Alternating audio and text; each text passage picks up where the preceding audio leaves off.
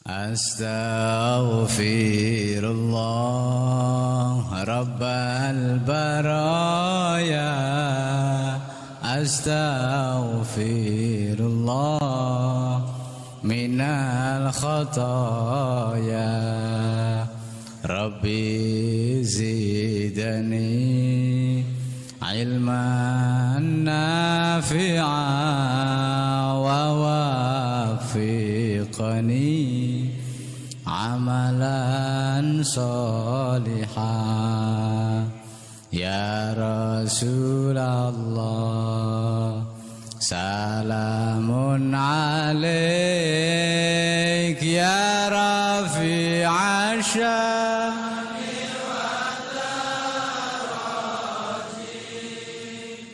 atfatan ya jiratal alami.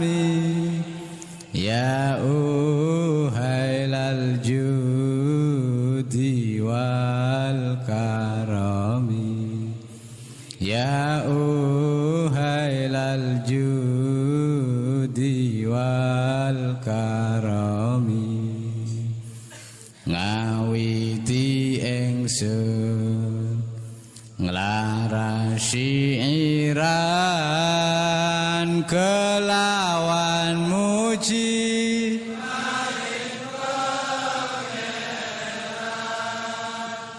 kang paring rahmat lan kenikmatan rina wengine tanpa pitungan. Rina wengine tanpa pitungan. Duh bala kanca priya wanita aja mung ngaji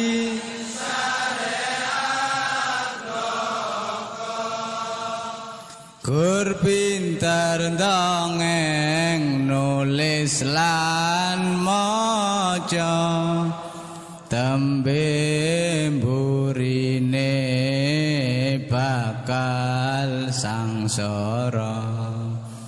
Tembe mburine bakal sangsara. Akeh kang apal Quran hadise seneng ngafirke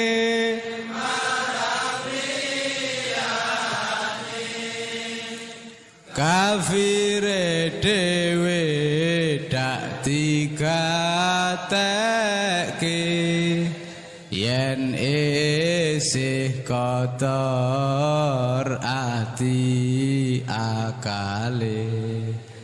Yen isih kotor ati akale gampang kabujuk nafsu angkara ing pepaese kepyaring donya iri lan meri sukiye tangga mula atine peteng lan nista mula ati peteng lan nista. Ayo sedulur jong lalekake wajib ngaji sak pranatane nur pindalake iman tauhide bagus sangu mulya matine. Bagus sangu mulya matine kang aran soleh. Assalamualaikum warahmatullahi wabarakatuh. Ila khandrati Nabil Mustafa Rasulillah sallallahu alaihi wasallam wa ala ikhwanihi minal anbiya wal mursalin wal awliya wa syuhada wa syolihin wal malaikatil muqarrabin, khususan musannif handal kitab Syekh Abdul Qadir Al-Jailani, Syekh Muhyiddin Ibn Arabi, wa khususan laumul Fatihah. A'udzu billahi minasyaitonir rajim. Bismillahirrahmanirrahim. Alhamdulillahirabbil alamin. Midin iyyaka na'budu wa iyyaka nasta'in. Shiratal mustaqim. Shiratal ladzina an'amta 'alaihim ghairil maghdubi 'alaihim waladdallin. Bismillahirrahmanirrahim. Subhanaka la ilma lana illa ma 'allamtana innaka antal alimul hakim. La haula wa la quwata illa billahil aliyyil azim. Rabbis shrah li sadri wa yassir li amri wahlul 'uqdatam min lisani yafqahu qawli. Amin ya rabbal alamin. Malam ini kita melanjutkan kajian kitab Al-Futuhat Al-Makkiyah. Melanjutkan pembahasan tentang perjalanan Syekh Muhyiddin Ibn Arabi ketika sedang menjalankan tawaf di Baitullah. Sekaligus dalam kitab ini menjelaskan juga tentang kondisi spiritual orang-orang yang sedang melakukan tawaf tapi merasakan pengalaman spiritual. Ya, sebagaimana di awal dijelaskan bahwa orang yang tawaf mengelilingi Ka'bah itu beragam. Ya, kualitas rohaninya beragam. Ada yang menjalankan tawaf sebatas melengkapi dari praktek umroh dan haji sebagai kewajiban secara fikih, ya. Ada juga yang tawaf sudah memiliki kesadaran spiritual. Nah, sebagaimana dijelaskan pada penjelasan sebelumnya bahwa Ibnu Arabi merasakan pengalaman spiritual ketika sedang tawaf. Bahkan beliau memberikan penjelasan tentang makna Ka'bah yang hakiki. Di Ka'bah sebagai Baitullah yang berada di Masjidil Haram itu sebagai Ka'bah yang menjadi kiblat umat Islam seluruh dunia, itu sebagai Ka'bah secara fisik atau sebagai simbol dari keesaan Allah Subhanahu wa taala. Kemudian Ibnu Arabi juga menjelaskan tentang diri kita sebagai mikrokosmos. Ternyata di dalam diri kita juga ada Ka'bah. Menurut Ibnu Arabi bahwa hati seorang hamba yang mukmin adalah sebagai Baitullah. Di qalbul mukmin sebagai Baitullah. Hati yang mana? Tentu hati yang bersih secara lahir dan batin, sehingga dalam hatinya sudah tidak ada yang diingat kecuali Allah Subhanahu wa taala. Di dalam hatinya ma fi qalbi siwallah. Pengalaman spiritual semacam ini dirasakan oleh ulama-ulama muhaqqiqin ketika mereka sedang tawaf. Maka di dalam tawaf itu selalu ada pencerahan-pencerahan baru dari sisi spiritual.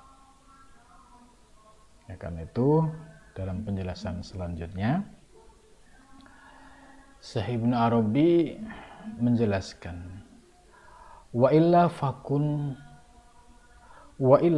abdan Wakul al-azyu antarkil idrakun. Kalimat ini menjelaskan wa illa, dan apabila kamu ya tidak mampu, dari kalimat sebelumnya, tidak mampu bisa menyaksikan Allah ya. Wa illa, dan apabila kamu tidak bisa menyaksikan Allah, fakun, maka jadilah kamu abdan, sebagai hamba. Jadi kalau di dalam konsep ihsan, anta budawah ka'annaka taroh, ini makom ideal yang tertinggi. Sembahlah Allah seolah-olah kamu menyaksikannya. Tapi wa ilam takun taroh, jika kamu tidak mampu gitu, fakun wa ilam takun taroh fa innahu yaraka, yakini bahwa Allah menyaksikanmu. Jadi yang pertama itu adalah makom ideal bagi para sufi, bagi para ulama muhakkikin. Sedangkan yang kedua ini makomnya ya orang awam yang sedang berproses ya untuk menjadi ahli muhakkikin. Kalimat yang disampaikan Ibnu Arabi di sini juga sama, wa illa, dan jika kamu tidak mampu tashhad ainaka, tidak mampu memandang, menyaksikan Allah Subhanahu wa taala, maka jadilah sebagai seorang hamba. Nah, kalau kita menjadi seorang hamba, sebagai seorang hamba ini, jadi ini sesuai dengan konsep ihsan yang kedua, wa ilam takun taroh, jika kamu tidak bisa menyaksikan, fa innahu yarak, yakini bahwa Allah sedang memperhatikanmu, melihatmu. Nah, ya, kalimat ini juga sama, wa illa fakun abdan, jika kamu tidak bisa untuk memandang Allah, jadilah kamu sebagai seorang hamba. Dan berkatalah, berkata ini maksudnya berpeganglah pada prinsip ini, karena makalah ini masyhur di kalangan ulama muhakkikin, termasuk di kitab Al-Insan Al-Kamil juga ada dikutip, kemudian di kitabnya Syekh Fatullah Al-Burhanpuri, Tufah At-Tufah Al-Mursalah juga dikutip juga. Kalimatnya sederhana, yaitu al-ajzu antarkil idrogi idrokun. Al-ajzu itu merasa lemah, merasa tidak berdaya, merasa tidak punya kekuatan apa-apa. Itu maka kalau ada orang ibadah kok egonya masih tinggi, merasa hebat, merasa segala-galanya, merasa lebih yang lain, nah ini berarti belum bisa al-ajzu. Jadi al-ajzu ini sikap dasar ya, bahwa kita ini tidak punya daya kekuatan apa-apa, bahwa kita ini ya sebagai hamba yang fakir, yang doif, pokoknya kita serendah-rendahnya itu. Kalau kita masih merasa bisa, oh berarti masih ada merasa hebat, masih ada merasa.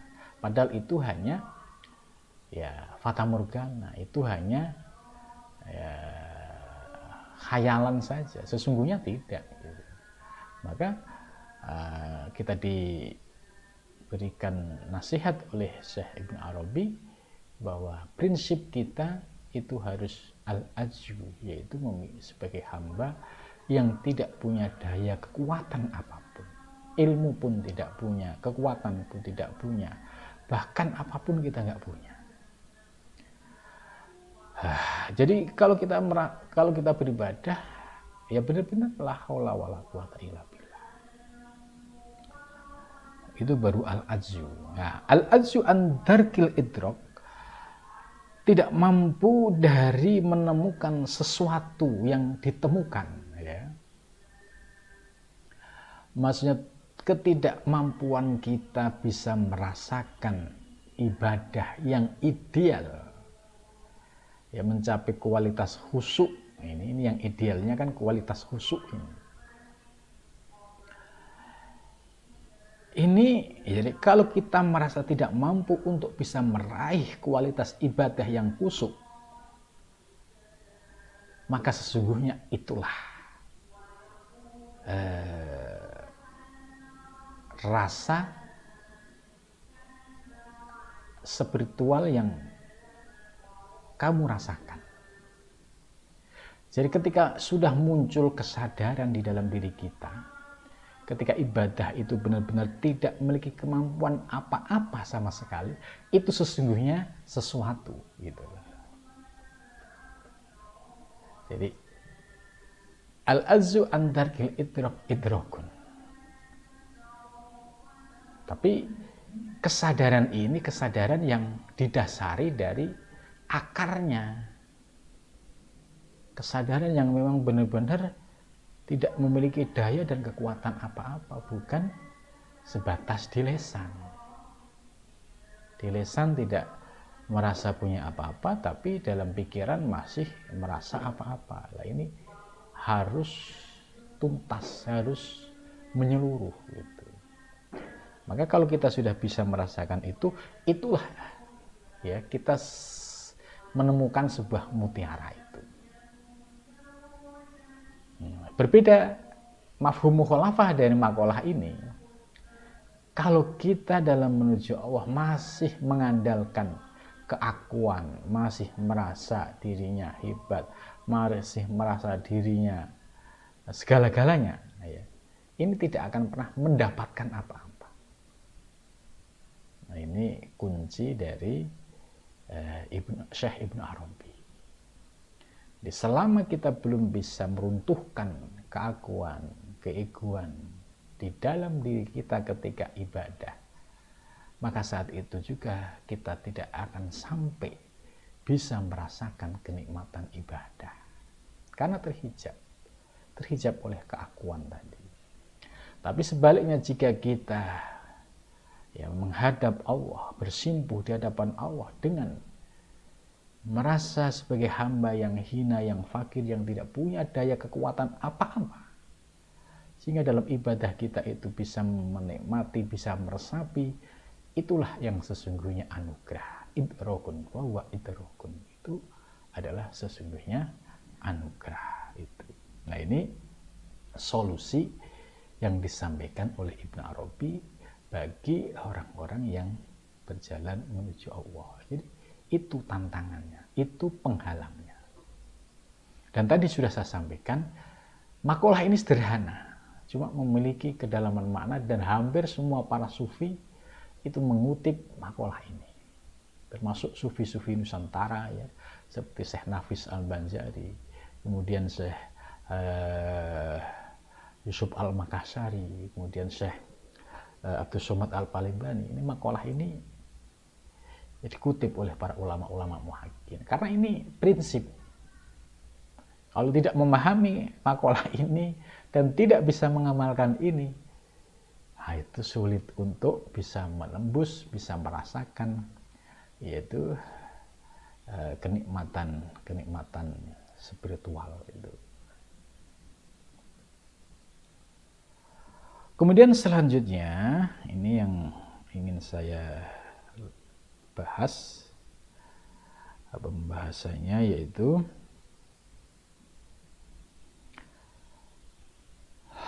summa qala lima lam tas'alni hina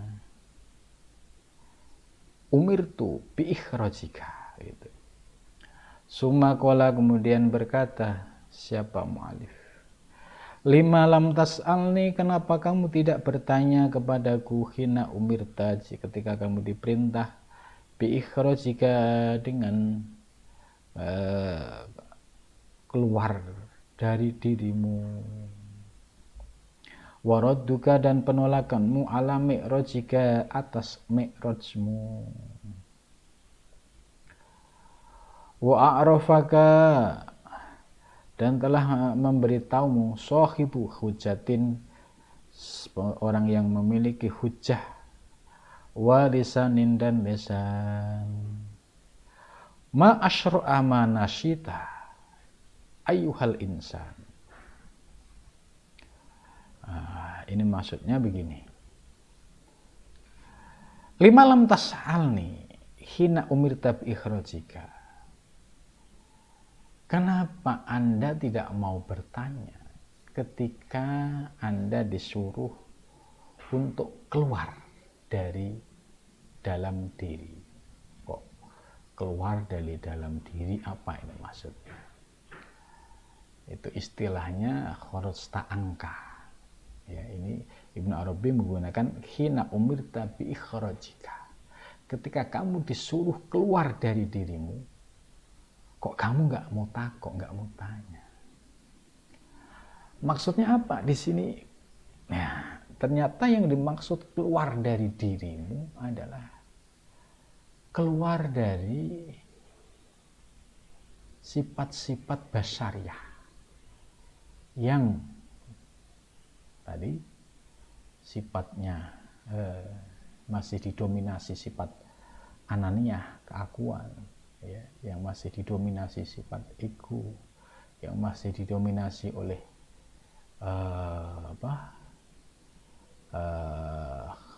imajinasi dalam pikirannya, merasa hebat dan sebagainya.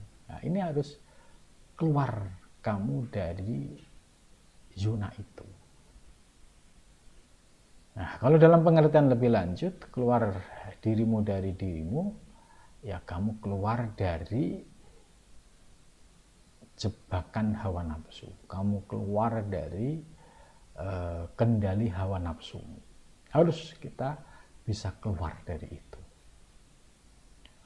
Nah, sebab yang menghijabi kita, yang membuat kita itu gelap gulita, yang membuat kita itu tidak bisa merasakan kenikmatan rohani, ya karena kita masih dikuasai oleh hawa nafsu dan kita belum mendapatkan limpahan nur ilahiyah.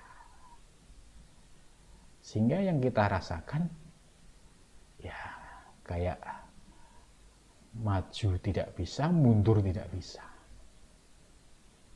Padahal di sini penghalangnya adalah tadi nafsu. Nafsu ammarah, nafsu lawamah. Kalau ini belum ditundukkan, ya dia akan menguasai, mendominasi kita. Maka seorang salik yang menuju Allah pasti sudah merasakan tahapan ini. Tahapan kharaj ta'angka, ya keluar dari nafsunya, kemudian keluar dari egonya, keluar dari ananiyahnya. Nah, ketika sudah bisa keluar maka hilanglah ya sifat-sifat basyariah yang dominan di dalam dirinya. Maka ketika itu kemudian yang kedua, warudda ka alami rajika, dan penolakanmu ya ketika kamu akan mengalami sebuah pengalaman spiritual yang disebut mi'raj. Mi'raj itu pengalaman seseorang yang diberikan anugerah oleh Allah bisa masuk ke wilayah rohani, itu namanya mi'raj. Ya, kalau Isra Mi'raj dalam pengertian Isra Mi'raj Nabi, ya mi'raj itu naik dari Masjidil Aqsa ke Sidratul Muntaha. Tapi bagi para salik ya, mi'raj itu ya proses, yaitu proses perjalanan rohani seorang salik yang diberikan anugerah bisa menikmati wilayah alam rohani.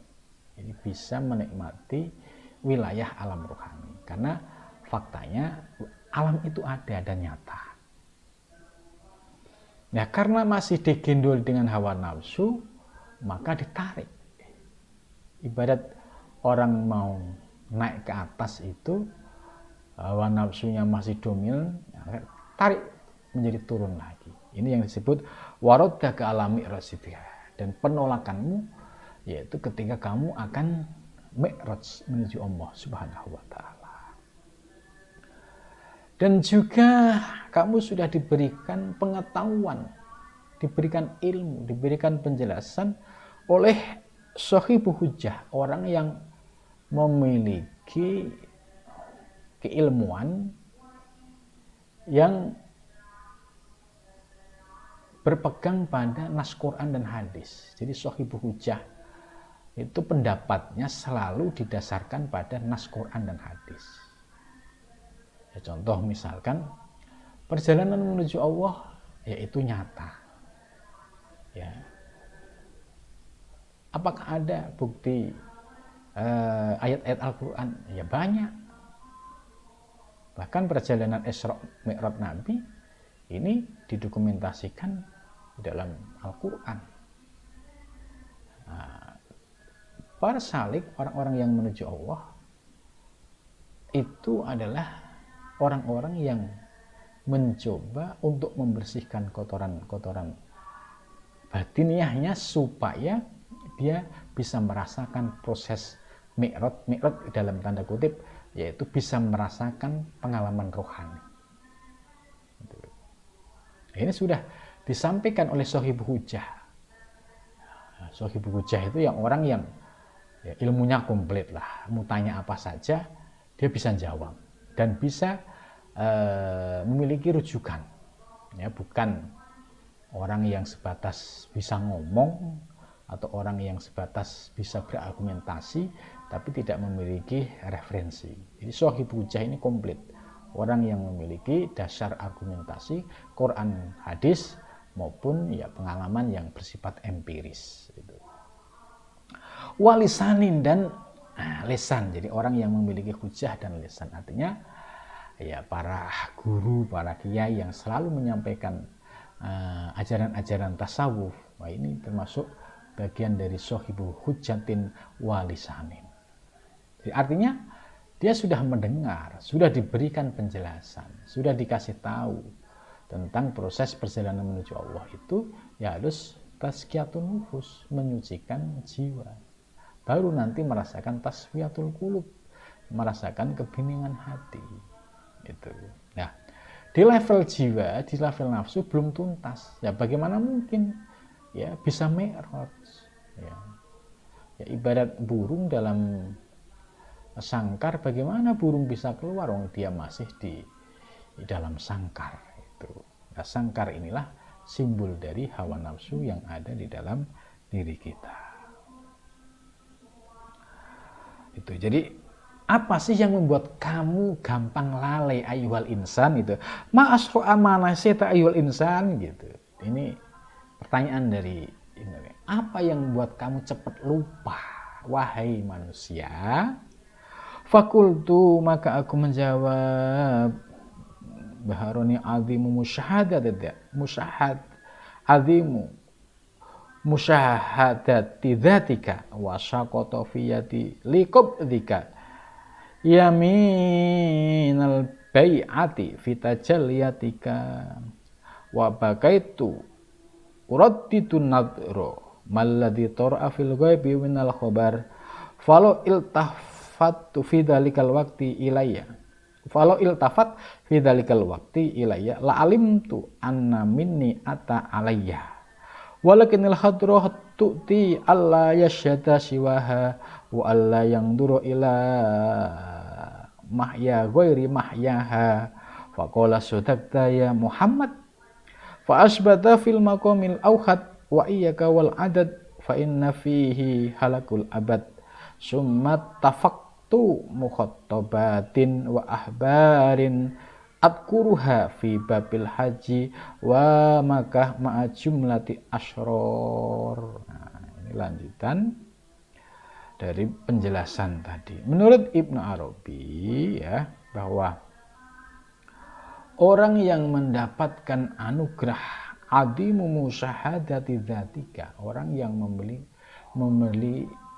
memperoleh anugerah musyahadah ya kepada zat Allah Dan wasaqata fi yadi liqabdika, dan gugurnya ya karena ada kehendak dari Allah liqabdika. Liqabdika itu untuk menahanmu. Jadi Allah ini punya sikap basit dan sikap qabid, al-qabd. Basit itu Allah menghamparkan anugerah, itu namanya al-basit. Orang yang sedang diberikan kemudahan-kemudahan urusan dunia dan akhirat ini sedang disebut mendapatkan anugerah al-basit. Lah, kondisi spiritual juga sama. Ada yang sedang proses al-qabd, ya, ada yang sedang proses al-basit. Gitu. Wa baqi turut dikenador malladhi turafil ghaib minal khobar falau iltafattu fi dzalikal waqti ilayya la alimtu anna minni ata alayya. Ya, kemudian selanjutnya Syekh Ibnu Arabi menjelaskan fa asbata fil maqamil ahad. Ya. Sodakta ya Muhammad, maksudnya faqala ya sodakta, engkau benar ya Muhammad, wahai Muhammad. Ini kutipan sebuah makalah ya. Engkau benar ya Muhammad. Fa asbata, maka tetap, atau fa asbit dibuat isim fi'il amar. Fa asbit, maka tetaplah fil maqamil awqat, pada makom keesaan. Wa iyyaka, dan takutlah, wal adat, dan adat itu hitungan. Maksudnya kita disuruh tetap dalam posisi keesaan, dalam pandangan. Ya. Sekalipun kita melihat wujud yang beragam, tapi posisi hati kita itu memandang dalam keesaan. Ini yang disebut fa'asbit fil maqamil awqat. Nah, kemudian kita diingatkan jangan sampai kita memiliki pemahaman yang al-adat, yang terpecah-pecah. Jadi maksudnya begini, kalau kita sudah mendapatkan anugerah ya pemahaman tentang ilmu hakikat, ya kemudian kita praktekkan dalam kehidupan sehari-hari, ya konkretnya kalau kita melihat apa yang ada di alam semesta, beragam bentuknya, pandangan kita tetap esa, pandangan batiniah, dan ini tidak boleh untuk diungkapkan. Jadi pandangannya itu esa dan tidak boleh untuk diungkapkan. Nah, kalau sampai terjadi pemahamannya itu terpecah-pecah menjadi banyak, artinya tidak mampu memandang pada keesaan. Nah, ini malapetaka. Gitu. Jadi kalau pandangannya terpecah-pecah, tidak mampu memandang dari sisi hakikat dalam melihat semua objek, ini yang bahaya. Maka wa iyyaka wal adat, takutlah kamu, hindarilah ya pemahaman yang tadi, yang beragam, ya melihat wujud beragam tapi tidak mampu mengembalikan kepada Allah. Fa inna fi halakul abad, ini ada kerusakan abadi. Dan selama pemikirannya masih terjebak dari makhluk ke makhluk gitu. Jadi konkretnya kalau iya tadi itu pemikiran, pemahaman yang masih terjebak dari makhluk ke makhluk, ya, yang satu ke yang lain, ini sulit untuk bisa terlepas dari hijab. Bahkan ini halakul abad, ini yang akan merusak pandanganmu dan akidahmu. Tapi posisi yang ideal tadi, fa'asbit fil maqamil awqat, ini juga harus dipahami secara tepat. Jangan sampai tumpang tindih kemudian menimbulkan masalah. Jadi menurut Ibnu Arabi bahwa ketika memandang semesta, pandangan batin kita itu senantiasa esa. Ya, jangan sampai berubah pandangan kita terjebak dari makhluk ke makhluk. Nah, kalau pandangan terjebak pada pandangan makhluk ke makhluk, akhirnya rusak Contoh misalkan orang mau ibadah, tapi pandangannya dari makhluk ke makhluk. Dia kalau ibadah tidak dilihat orang, dia nggak mau. Dia ibadah kalau nggak dipuji orang, nggak mau. Jadi kalau dia ibadah, nggak ada yang lihat, nggak ada yang muji, nggak ada yang ngapresiasi, ini nggak mau. Nah, ini yang menyebabkan rusak itu seperti ini. Dia beribadah, kalau nggak ada iming-imingannya nggak mau. Disuruh ikhlas nggak mau. Berat, orang yang pandangannya sudah terpecah-pecah tadi, dari makhluk ke makhluk untuk ikhlas susah. Karena orientasinya, saya berbuat, saya dapat apa. Nah inilah yang menurut Ibnu Arabi, fa inna fihi halakul abad. Ini adalah kerusakan batin ya yang perlu diperbaiki. Gitu. Sebab kalau terjebak pada pandangan dari makhluk ke makhluk, ya selamanya tidak akan pernah hatinya tidak akan pernah bisa merasakan kenikmatan pandangan rohani. Sumatafaktu ya. Kemudian aku sepakat mukhotobatin, yaitu beberapa dialog, ahbarin dan beberapa kabar. Atkuruha, aku telah menyebutkannya fi babil haji, dalam bab haji, wa Makkah dan mau Makkah dan Makkah, ma'a jumlatil asrorin, serta jumlah beberapa rahasia. Jadi Ibnu Arabi sudah menyampaikan, aku sepakat ya terkait dengan mukhotobah, ya pencerahan dialog rohani tadi dan sumber-sumber yang telah disampaikan tadi itu sudah disebutkan, dibahas di dalam bab haji dan pembahasan soal Mekah yang disertai dengan menyingkap rahasia-rahasianya.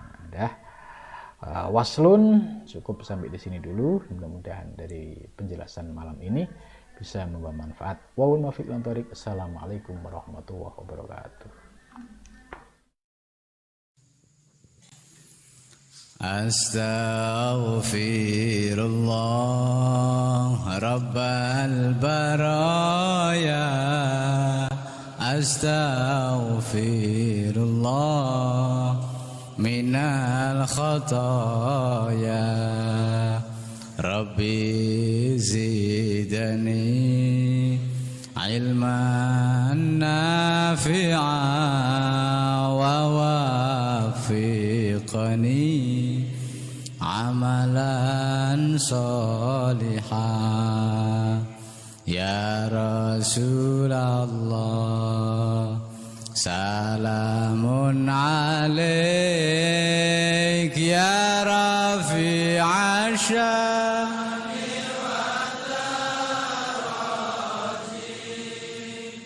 Atfatan ya jiratal